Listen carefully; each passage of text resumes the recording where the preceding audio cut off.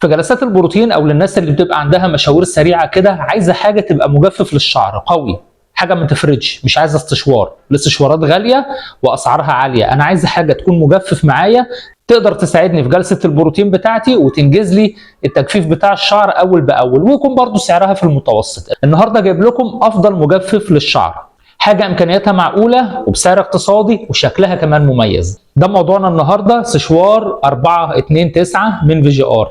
تعالوا نفتح العلبه ونشوف الاستشوار من جوه شكله ايه. ده شكل الاستشوار بتاعنا VGR 429. بص الشكل بتاعه عامل ازاي، حاجه خفيفه، الماتيريال بتاعه عالي قوي على فكره، وبيجي عليه ضمان من مجنون حلاقه.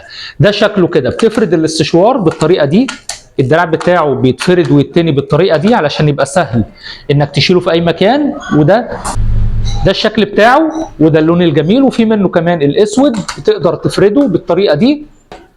ودي مكان التعليق بتاعه علشان يبقى سهل التعليق. الاستشوار الواط بتاعه 1600 واط فعلي، 1600 بيشتغل كمجفف عالي جدا، وينفع نفرد بيه الشعر لو الشعر مش خشن قوي، او ويف اللي هو البسيط او الناعم ده اللي ما بيحتاجش درجه حراره عاليه. ده السلك بتاعه، يعني طوله حوالي مثلا متر ونص تقريبا، او ما يقترب من ال2 متر.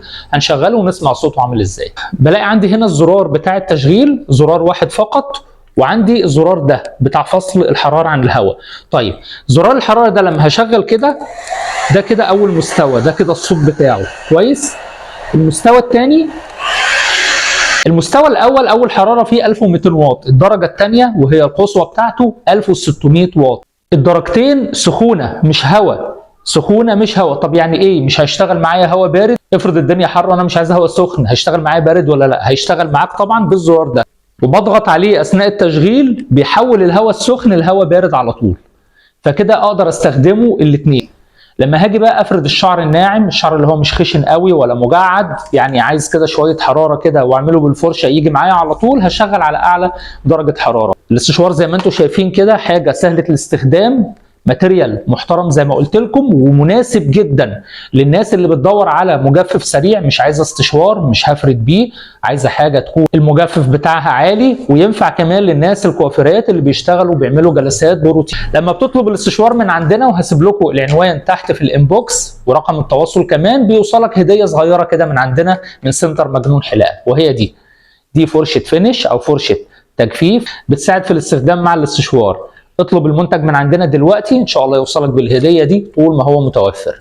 متوسط السعر الحالي للناس اللي حابه تعرف اسعار 500 جنيه، وطبعا الهديه دي عليه من عندنا احنا من سنتر مجنون حلاقه. يا رب يكون الفيديو عجبكم، تحياتي ليكم، واستنونا في فيديوهات جايه ان شاء الله تكون مفيده للجميع.